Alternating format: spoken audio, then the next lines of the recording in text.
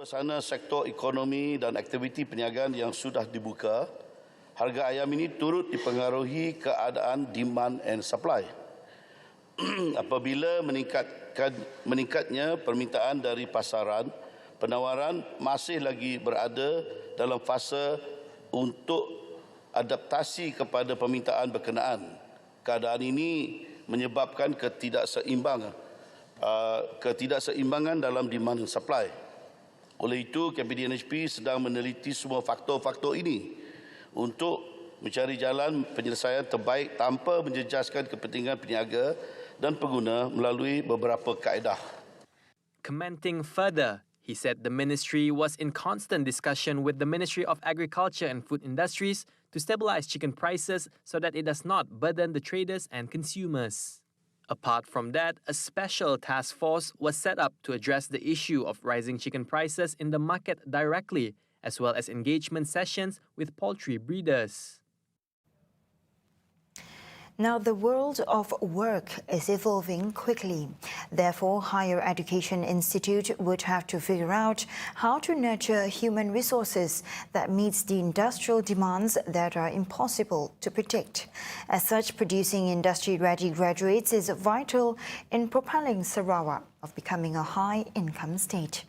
Therefore, UTS pledges to not only provide world-class education, but also produce graduates who are agile, that possess skills and a solid understanding of how the workplace works, aligned to meet with the ever-growing industry's demand in Sarawak. Of course, we will focus on what is the needs in Sarawak. And that's why I've discussed with the board. The most important thing now is apakah pekerjaan-pekerjaan yang diperlukan di negeri Sarawak. We have to focus on that. And one of them that which strike me is the shipyard industry.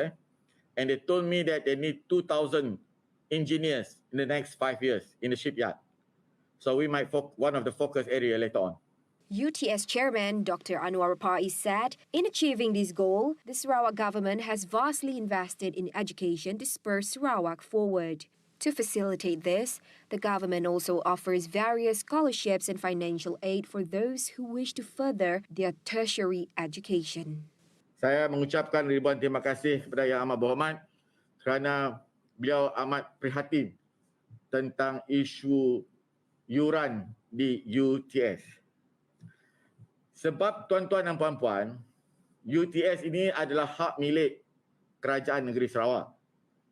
Kerajaan Negeri Sarawak telah melabur beratus juta untuk membina universiti ini. Maka sepatutnya segala fasiliti di universiti ini dimanfaat oleh seluruh anak Sarawak. Bukan hanya kepada orang yang mampu membayar untuk ke UTS. Sebab itu penstrukturan ini semula adalah berlaku adil kepada seluruh anak Sarawak supaya mereka juga dapat manfaat daripada pelaburan yang begitu besar daripada Kerajaan Negeri Sarawak untuk memastikan setiap anak negeri Sarawak mendapat manfaat daripada pelaburan ini. Anwar, who is also the Assistant Minister of Education, Science and Technology, vows to make UTS a world-class institute that offers the best education for its people. I will work hard to make sure this university is one of the best university yang boleh memberi pendidikan yang bertahap tinggi kepada anak-anak kita di negeri Sarawak.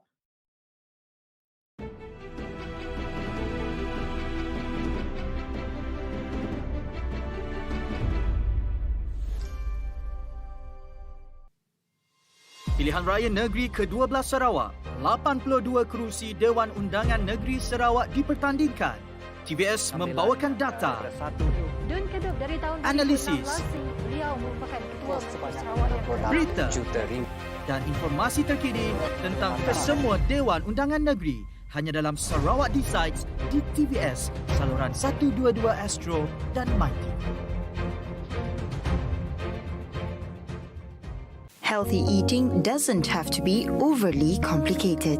Ministry of Health Malaysia has developed a guideline called Malaysian Healthy Plate with the concept suku-suku separuh or quarter half. It is created for easier visualization in balanced meal planning. The first quarter is for carbohydrates. Food like potatoes, bread, rice and pasta are the main source of energy. The second quarter is for protein. Other than lean meat, eggs and seafood, chickpea and tofu are also high in protein. Vegetables and fruits are great sources of minerals, vitamins and fiber. Therefore, it is recommended to take as much as half of the plate. To complete a meal, take a glass of plain water, milk or non-sugary drinks.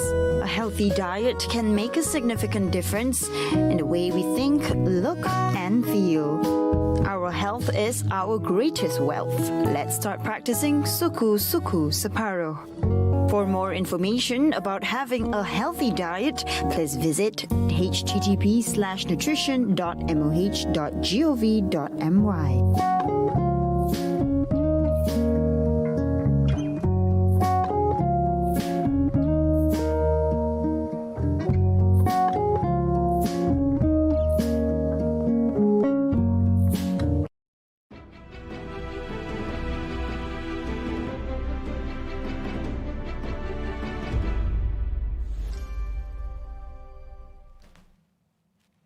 Welcome back to the Nightline. The National Recovery Council (NPN) today proposed for the reopening of the country's borders to allow foreign visitors in by January 1 next year at the latest, in a bid to expedite the economic recovery of the country, especially the tourism sector. Now, its chairman, Tan Sri Muhyiddin Yassin, said the Special Committee on Pandemic Management, chaired by Prime Minister Datuk Sri Ismail Sabri Yaakob, would identify the countries, especially those with high rates of complete vaccination against COVID-19, to be allowed entry to Malaysia. Kementerian Pelancongan telah pun membentangkan satu kertas tentang langkah-langkah yang telah dan sedang diambil oleh pihak kerajaan untuk memulihkan sektor pelancongan. Ini adalah salah satu sektor yang penting dan salah satu sektor yang agak terkesan teruk disebabkan oleh pandemik COVID-19. Besides that, improvement measures will be implemented by the Immigration Department to help reduce the shortage of labour faced by various economic sectors. As a preparation at cultivating a healthy lifestyle and promoting environmental sustainability to support the health and well-being of Keluarga Malaysia, or our Malaysian family, as well as to face and cope as the nation enters the endemic phase of COVID-19. Now, in view of this, the government has launched the Agenda Nasional Malaysia Sihat, or ANMS, today. As such, the Prime Minister hopes that Keluarga Malaysia will get health information, cultivate a healthy lifestyle, adopt self-health controls as an initial action to prevent diseases and maintain health to avoid complications. He added that through the effort, Keluarga Malaysia would not only be able to cultivate a healthy life, allay the risk of disease and reduce the cost of treatment and rehabilitation, but also be able to live a better quality of life. And that for the agenda to succeed, the government has adopted the whole-of-nation approach by building strategic partnerships with all parties. ANMS dilaksanakan untuk tempoh 10 tahun, iaitu mulai tahun 2021 hingga tahun 2030. Pelaksanaannya dibahagikan kepada dua penggal, iaitu penggal pertama bermula pada tahun 2021 sehingga tahun 2025 dan penggal kedua pula bermula pada tahun 2026 dan akan berakhir pada tahun 2030. He added the agenda, a health wellness package which had been researched, planned and subsequently introduced by the government through the Health Ministry as the main driver, is participated directly by the Housing and Local Government Ministry with the involvement of other ministries and agencies. Kerajaan bertanggungjawab merangka hala tuju strategi dan inisiatif ANMS, manakala pihak swasta dan badan bukan kerajaan NGO adalah penggerak kepada strategi serta usaha yang telah dirangka atau inisiatif yang diperkenalkan. ANMS involved 4 main thrusts, namely strengthening promotion of a healthy lifestyle, improving health wellness services, enhancing self-health management, and promoting a clean environment, covering 10 strategies and 24 initiatives. According to Ismail Sabri, the agenda is also being emphasized in the 12th Malaysia Plan, especially in improving the delivery of healthcare services, where the strategies, among others, is to improve health literacy and health awareness among Keluarga Malaysia.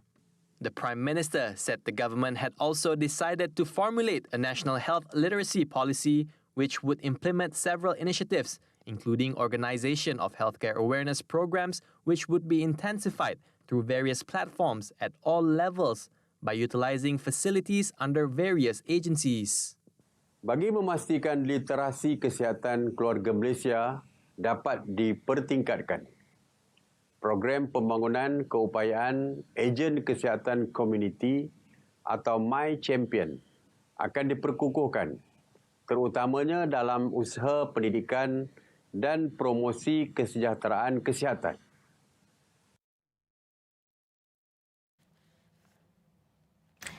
On a related development, Health Minister Khairi Jamaluddin said in realising the ANMS, Malaysians need to change their behaviours and raise awareness to produce a healthy nation voluntarily without relying on his ministry or the government alone. Now, Malaysia is considered as an unhealthy country as the number of people suffering from heart disease and obesity are high. Khairi said the health awareness among the people were still low. Kalau tanya saya lah sebagai Menteri Kesihatan, adakah Malaysia negara yang sihat sekarang? No. Malaysia bukan negara yang sihat sekarang ini. Kita antara negara yang top dari segi obesiti, sakit jantung, ini semua kita tahulah. Dan antara penyebab kita punya kadar kematian daripada COVID adalah agak tinggi, adalah disebabkan sebahagian besar daripada mereka yang meninggal daripada COVID mengalami komorbiditi ataupun penyakit kronik. 1 daripada 2 rakyat Malaysia terlebih berat badan ataupun obes, termasuk saya sekarang ni. 1 daripada 4 rakyat Malaysia tidak mengamalkan aktiviti kecergasan. 1 daripada 20 saja yang makan dengan nutrisi dan makan sihat lah.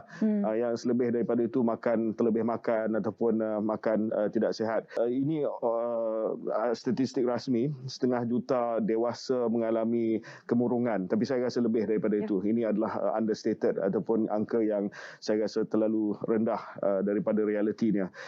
Commenting further, he said a change of behaviour is an important aspect which is the essence of ANMS. Kalau kita nak mengharapkan KKM sentiasa berada di lapangan, keluarkan compound kepada semua orang yang melanggar SOP, tak cukup tangan. Meanwhile, Khairi said a committee has been set up to bring together all the ministries involved to report on the measures to be implemented to disclose the ANMS at the ministry level.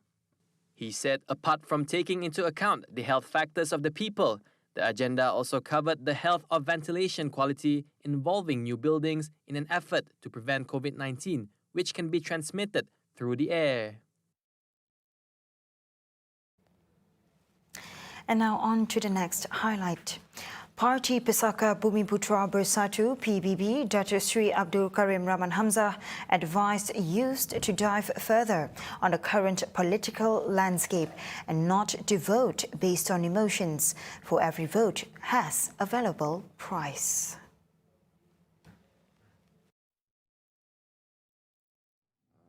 Berdalami tentang bagaimana sesebuah kerajaan itu ditubuhkan, pentadbiran sesebuah kerajaan, karena mengundi itu adalah walaupun ialah satu hak individu, hak warga negara, tapi tanggungjawab itu amat berat sekali. Tiap-tiap undi yang kita beri itu adalah cukup berharga sekali. Kita tidak boleh meletak undi kita kerana emosi. Tidak boleh kerana kita tengok satu kes ini terus tidak fikir panjang terus undi begitu. Tapi fikir secara mendalam, parti mana yang bagus, calon mana yang bagus. We look at it from various angles.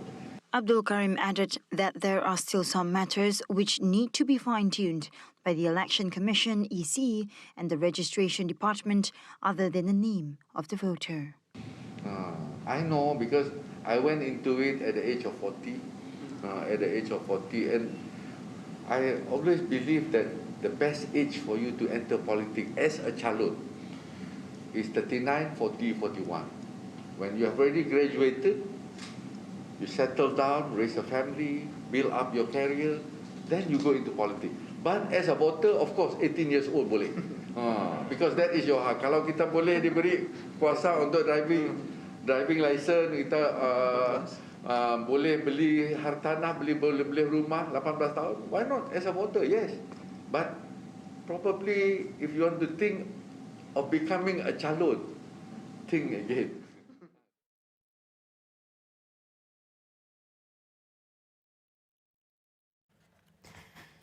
And now moving on to COVID-19 development.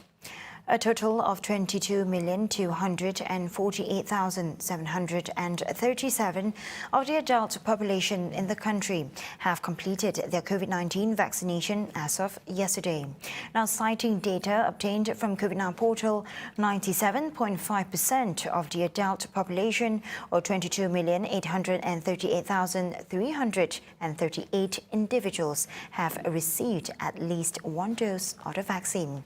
The total number of doses administered to adults under the National COVID-19 Immunization Program since February 24 have exceeded over 50 million. As for teenagers aged 12 to 17 years old, a total of 2,442,373 individuals, or 77.6% of them, have completed the vaccination, while 86.6%, or 2,725,876 others, have received at least the first dose of the vaccines since the PICK program for the group was launched on September 8th. Meanwhile, a total of 70.1% of Sarawak's intensive care unit, or ICU, beds were utilized yesterday, the second highest rate in the country, said the Ministry of Health, MOH. Based on an infographic posted on the ministry's Facebook, Klang Valley recorded the highest ICU bed utilization rate at 71.4%, while the national rate stood at 60.7%. Other states that recorded ICU bed utilization rates that were lower than the national rate included Pahang, Sabah, Johor, Negeri Sembilan, Perlis, and Kedah. Labuan, on the other hand, had the lowest ICU bed utilization rate at just 25%. Meanwhile, the administration of Pfizer-BioNTech COVID-19 vaccine to children under the age of 12 will begin in 2022, according to the Ministry of Health, MOH. MOH said currently only the Pfizer-BioNTech COVID-19 vaccine is available for use in children below 12, and it is awaiting regulatory approval from the European Union and the United States. The ministry was responding to a question from Wong Chan, PH Subang, who wanted to know whether the MOH intends to vaccinate children aged 5 to 12 years against COVID-19 and its implementation period. According to the ministry, the government is currently in the process of procuring the Pfizer-BioNTech vaccine for the group, as it has a different formulation than those used for the adult population, subject to approvals from NPRA and the Drug Control Authority. Now, the group stage for the Malaysia Cup has officially ended last night. Being drawn in the Group C, Sarawak United has successfully qualified for the quarter-finals after finishing second in the group, behind Group A leader Kuala Lumpur City FC. However, a tough match lies ahead as Sarawak United now prepares to face Group B leader Terengganu FC in the quarter-finals. Sarawak United head coach E. Elevarasan said his team is cautiously optimistic about facing Terengganu FC in the Malaysia Cup quarter-finals. Ella Vasaran said overall, Terengganu is a very good team and is the better team on paper, but he reminded that in the Malaysia Cup, anything can happen. He reiterated that Terengganu FC has a strong squad depth with a backup team of about 40 players. Whereas for Sarawak United, they only have 24 players in the squad, thus causing a problem if any injuries were to happen. The head coach made the comments after Sarawak's final match in the group stage, where the Hornbill squad lost 2-1 to Penang FC. The loss, however, is insignificant as the team had already advanced to the next stage. Sarawak United FC will be playing Terengganu FC this coming Sunday for the first leg of the quarterfinals at 9 p.m. local time.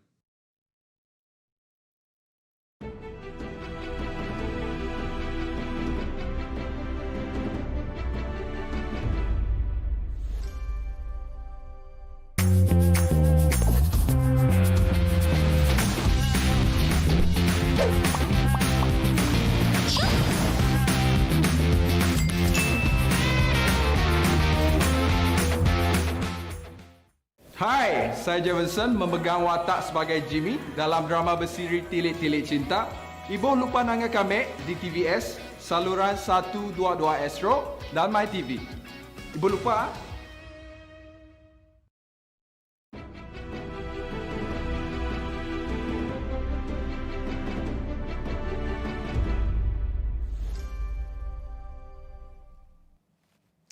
Now moving on to some global updates. Hindus in northern India celebrated the grand Chhath Puja festival on Thursday, November 11 by taking a holy dip in the Yamuna River despite the water body being coated with thick toxic foam in some places. Large crowds of devotees can be seen standing in the polluted water in New Delhi, some before dawn to pray, perform rituals and bathe in the sacred river, while white, thick froth floating on the water surface stretch across a vast area. The toxic foam, a result of untreated, unmonitored sewage and industrial waste, contains high levels of ammonia and phosphates, which can result in respiratory and skin problems.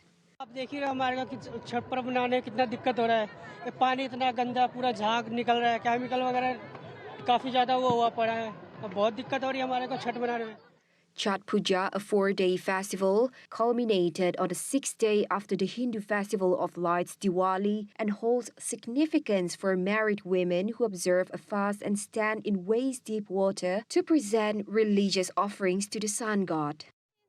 प्रदूषण थोड़ा ज़्यादा है और पानी गंदा है पर हमारा त्योहार है तो मनाना तो पड़ेगा ही सरकार को भी इस चीज़ को लेकर सोचना चाहिए था सरकार को लेकिन दिल्ली सरकार ने मना कर रखा है तो हम इस साइड में आए हैं इस बार नहीं तो हम उस साइड में करते हैं हर साल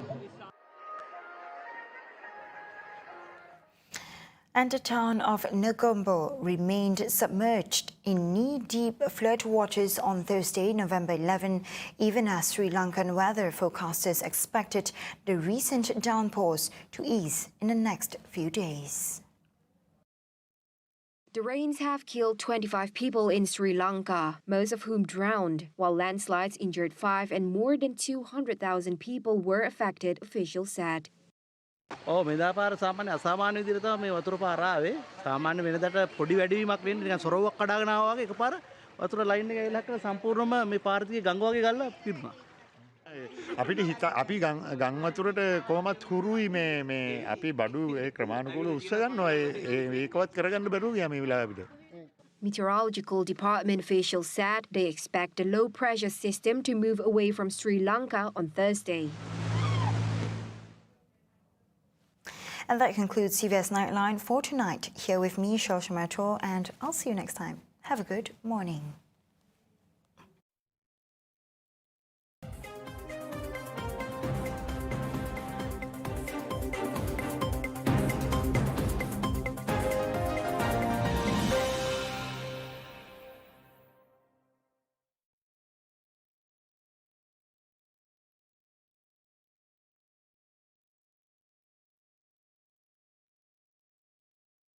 Pilihan Raya Negeri ke-12 Sarawak 82 kerusi Dewan Undangan Negeri dipertandingkan.